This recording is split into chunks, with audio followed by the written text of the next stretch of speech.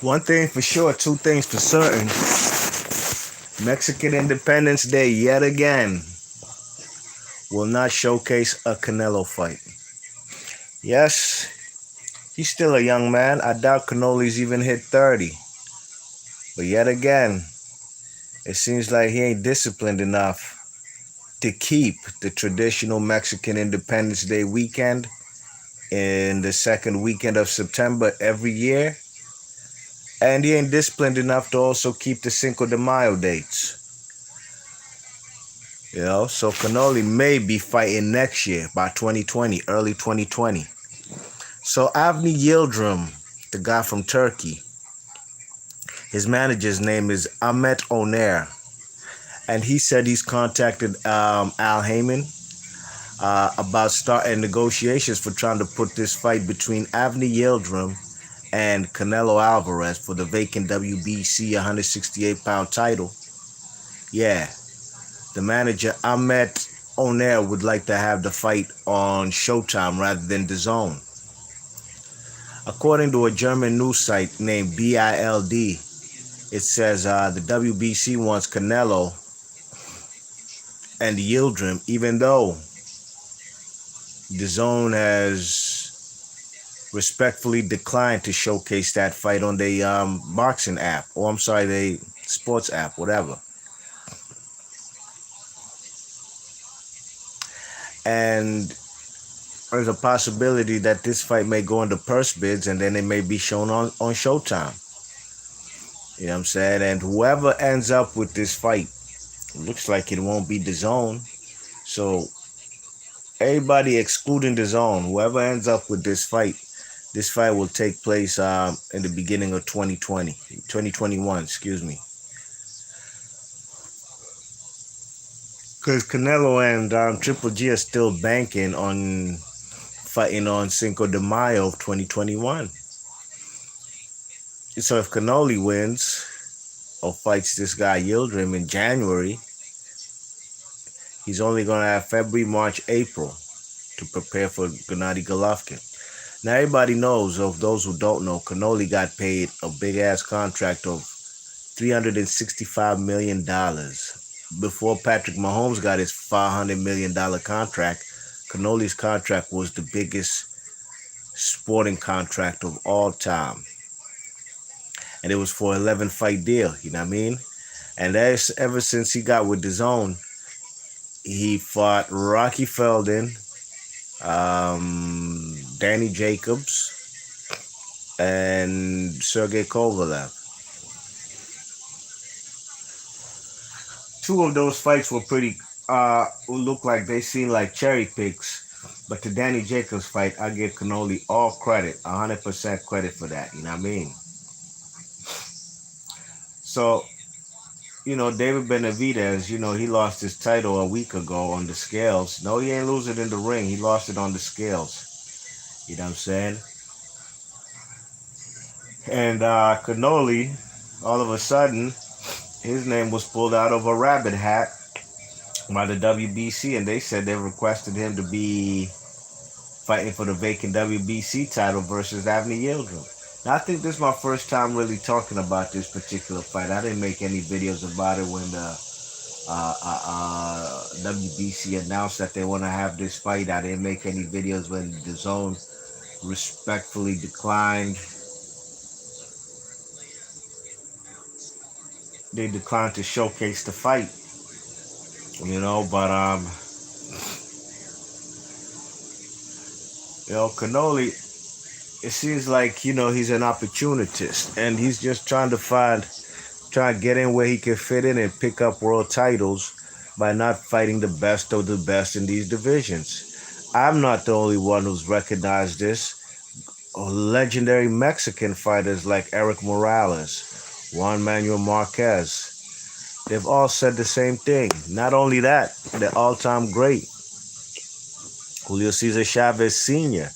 has said the same thing. He's echoed the same sentiments, you know what I mean? You check it. How comes DAZN don't want to showcase this fight when they have, quote-unquote, the cash cow in America? Yeah, there's something fishy going on. And what's fishy is Golden Boy, the WBC, are trying to protect Canoli, trying to make him pick up as many world titles as he can by not facing the best of the best in each division. Okay? Why wouldn't he fight the man David Benavidez when he was champion? But as soon as David Benavidez gets stripped of his world title because of not making weight, Canoli jumps on the opportunity to fight Avni Yildrim. Look at the same scenario happened when Demetrius Andrade was stripped for his WBO 154-pound title because of inactivity. Yeah, Demetrius Andrade still is a two-time champion in two different weight classes with an undefeated record. He ain't never lost in the ring.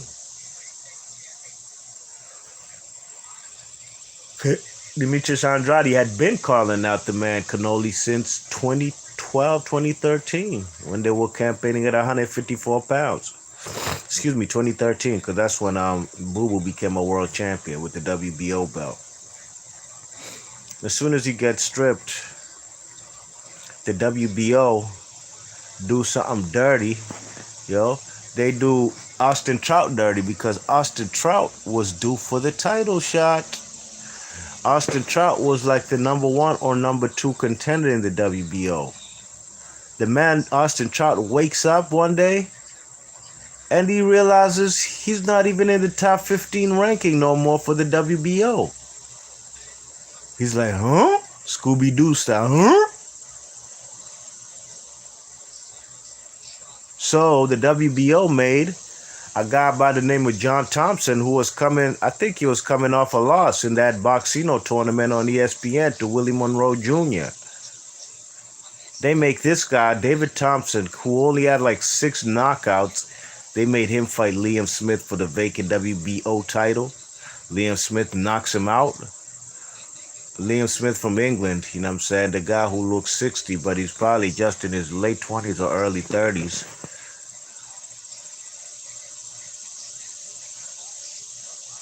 And as soon as that man became a world champion, Canoli fought that guy and he battered him.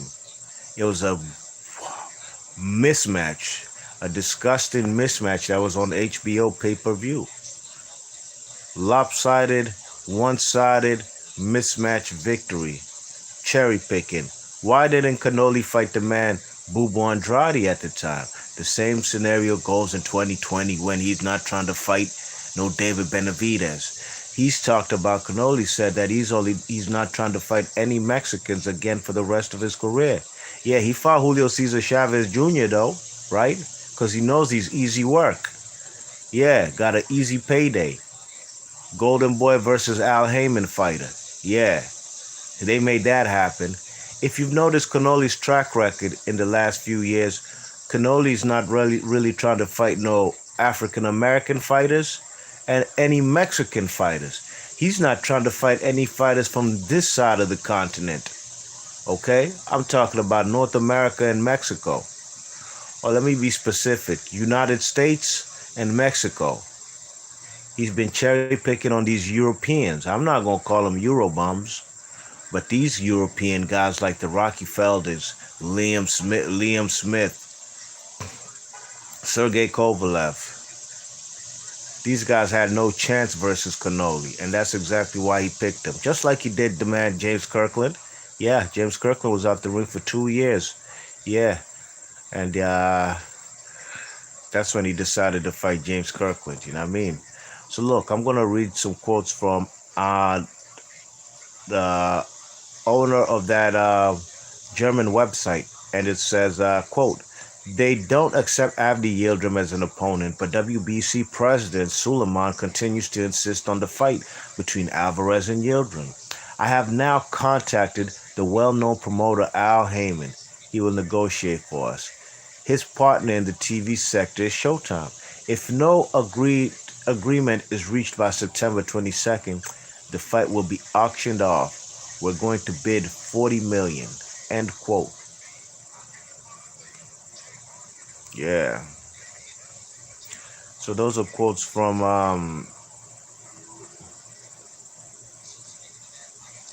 I'm sorry, those are the quotes from the Avni Yildrim's promoter, Omet, what's the guy's last name? Uh, Onair. The guy's name is Onair. Let me get it for you guys. Ahmet Onair, okay? Those are quotes from Ahmet Onair, and they willing to take this fight anywhere else if the zone ain't trying to put this fight on their platform. Now, the number one question I have before I seal this video up, before I sign off, if they have this fight on Showtime, that means we're going to have to come up out the pocket $70, $70 to $80, okay? I'm going to ask y'all as boxing fans, fight fans, ladies and gents, fight fans around the world, y'all really trying to pay $70 for this fight if it's on Showtime pay-per-view? I personally, I'm not trying to pay no damn for $70, okay? Maybe $20. Put it on Showtime for $20. If y'all gonna do that, then just leave it on the zone. Or better yet, how about Canelo just fight another better opponent? Fight the bad Callum Smith or somebody, Billy Joe Saunders, Demetrius Andrade. Fight somebody over there on your DAZN side. Stop trying to cherry pick on these European guys. And I'm gonna tell you like this: that man Avni Yildrim deserves this title shot before the man Canelo does at 168 pounds for this WBC belt. You know, he's been the mandatory. You know, he got screwed by the refs versus the Dog Durrell. Okay? That fight should have at least been allowed to go the distance. They protected Anthony the Dog Durrell with his eye, and it was basically a situation similar to Orlando Salido versus Mikey Garcia. They thought they had a lead, and because he has an injury caused by punches, caused by hands, the man Anthony the Dog Durrell was trying to get up out the fight by any means necessary, and I didn't respect that. Okay, the WBC said, okay, you're gonna fight the winner of David Benavidez versus the Dog Durrell, because the dog had the belt. David Benavidez beats him to get back a title, become a two-time champion at 168 pounds, and David Benavidez had who did he fight? He fought this guy, Angulo, Romer Alexis Angulo. I don't know if he was a voluntary, but I do know Alexis Angulo beat a very top prospect, that guy by the name of Anthony Sims. Okay, that was on DAZN. It was supposed to be Anthony Sims probably getting that shot versus Benavidez. Okay, that's well and fine. It's been agreed upon that whoever wins between Romer Alexis Angulo and David Benavidez gets to face the mandatory in Avni Yildrim. So he been waiting in the cut. He been deserved that title shot. Whether you rate his skills or not, I personally think that Canelo will eat him alive. I've seen this guy Yildrim, you know, he started coming on strong versus the Dog Durrell in the second half of the fight. I've seen him fight Chris Eubank Jr. and got destroyed he got dropped in the first round in the corner. Then he got uppercutted to death with that left uppercut in the third round, and he got put to sleep. And I've seen him fight a guy who was like 46 years old, Lorenga Mark, and he only got a split decision. This was after the Eubank fight. And after the Eubank fight and in between the David Benavidez fight. Okay, so look, he ain't the first mandatory on planet Earth I've seen that I think is going to get destroyed, okay? But that's neither here nor there. He deserves a title shot before Canelo does, you know what I mean? And I'm glad that DAZN has said, nah, we're not putting that BS fight on our platform. And if Showtime picks it up, oh, that's great. But just don't have it on no pay-per-view. That's all I'm saying. Don't put that shit on pay-per-view. Have it on regular Showtime. You know what I mean? Yeah, man. You see DAZN, man. DAZN is struggling with these contracts that they paid Triple G and Canelo. You know what I mean? Triple G got a fat payday over $100 million for his contract with DAZN, and he also got shares or some kind of stock invested, or he has stocks invested in the zone. You know what I mean? Like he has some kind of shares. So looks like the zone is regretting all this because Canoli can't even give them the fight. The man, Triple G's fighting some nobody, a guy we never heard of before. And shit, they've been trying to sit on that fight for over a year, a mandatory for the IBF. You know what I mean? After that Derevchenko fight. So at the end of the day, um, Canoli, man, he gotta do some soul searching and he gotta do something. He gotta do something with his career. I don't know how long he's gonna be on the zone. I don't know how long he's gonna be with Golden Boy. But what I do know is, ever since he got with the zone, his stock has been plummeting. It's plummeting like the stock exchange in the 30s. You know what I mean? And during the Great Depression. The man Canoli don't even fill out no arenas no more. Canoli don't get no pay-per-view money.